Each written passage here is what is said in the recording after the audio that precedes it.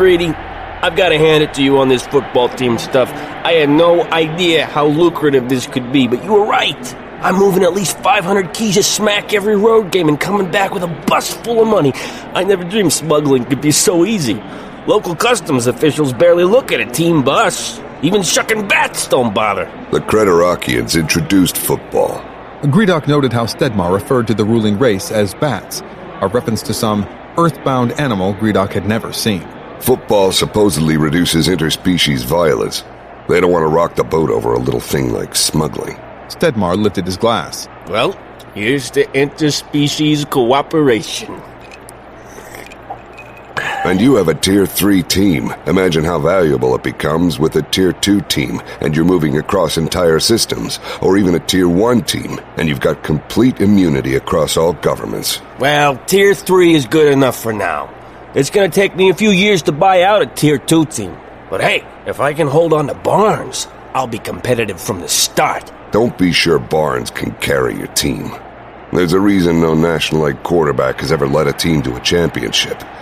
It's one thing to be great in an all-human league. It's a very different game when Barnes has to throw past 8-foot-tall Sklorno defensive backs and dodge 400-pound Quith warrior linebackers. Stedmar shrugged. The boy thinks he can handle it. GraphicAudio presents Galactic Football League 1, The Rookie, Part 1. Touchdown! Quentin Barnes! Raiders 41, Corsairs 3. Just how fast is he? Yesterday in practice, they timed him at 3.8 in the 40. Of course. That's faster than most human running backs and definitely faster than a typical human tight end. He isn't nearly as fast as a Sklorno wide receiver or defensive back, but it's about equal with a Tier 1 Quith warrior linebacker.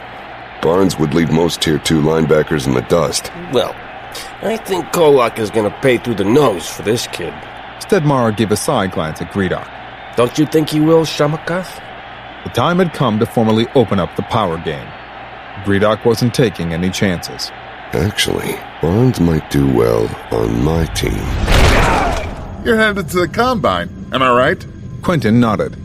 Manny pointed to a bright star off the port side. That's it, right there. Quentin leaned into the window and stared at his future. Looks like any other station, really. Used to be a prison station where the Creterakians shipped their prisoners of war during the takeover. Well, that's just a myth. Afraid it's quite true, my son. From 2643 to 2659, the station that is now the Combine was one of the worst places to be in the entire galaxy. They kept thousands of prisoners there. Not that many people made it out, and those that did were never the same. Why's that? Torture, interrogation. The Creterakians wanted to learn everything they could about their new subjects, and they viewed prisoners of war as property. Creterakians breed in the billions, but they only live for 10 or 15 years, so life and death doesn't mean the same thing to them as they do to us. Great.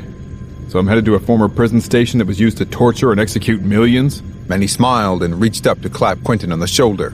Oh, come on, my son. You're on your way to the GFL. Hell, if I made it out alive, a big kid like you will have no problems. Quentin looked inquisitively at the obese man. You were in the Combine? Manny's smile faded, and he shook his head. Not the Combine. You might say I was an original tenant. I will now ask you questions. Get into the device at the end of this room. Quentin looked suspiciously at the big X. He'd seen such devices in movies before, an interrogation table. The Purist Nation used such machines on prisoners, heretics, and on the rare occasion someone actually prosecuted an organized crime figure. If I don't get in it? You will be dismissed. Quentin walked to the X as Boss 2 fluttered up to the perch rail. Quentin backed into it, putting his feet on the little platforms at the bottom. He gripped the handhold at the top. Then a dozen Creterakians flew down from their ceiling perches. They fluttered around him, working the controls. Restraining locks snapped into place around his wrists, legs, and waist. The tight locks dug into his arms and shins. Recruit 113, have you ever had any kind of cybernetic implant? No. Have you ever had any biotech modifications to your body? No. A small pair of mechanical arms dropped down from either side of his head. Each arm had a small screen, tiny, but when right in front of his eyes, they filled up the entire range of his vision. Multicolored static played on the screen. Quentin felt his heart rate increase. Have you ever taken performance-enhancing drugs? No. Have you ever stolen? Quentin stopped himself. He'd stolen plenty of times as a kid. Have you ever stolen 113? The GFL demanded poster boy types from all races. If he admitted to stealing, would they kick him out? Would he be sent back to the PNFL to live out his career in the most backwater of football leagues? Answer now or you will be dismissed. Have you ever stolen?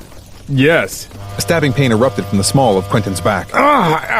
What the hell? What are you doing to me? Have you ever taken the stimulants cocaine, Esotrex, heroin, mesh, or Kermiac bacterial extract? Another needle-like pain, this one from his shoulder. Quentin pulled at the restraints, but they held him fast.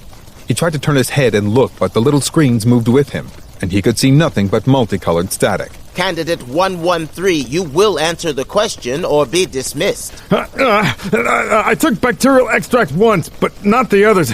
When I get out of this thing, I'm gonna twist your little shucking head right off your body. I am Greedock the Splithead. You are all now my property.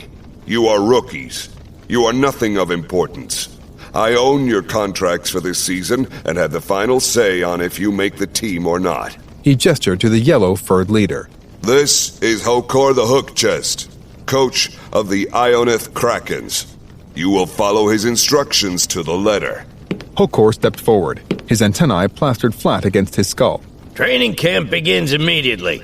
This shuttle will take you to the touchback, our team transport, which is your home as long as you're with the Krakens.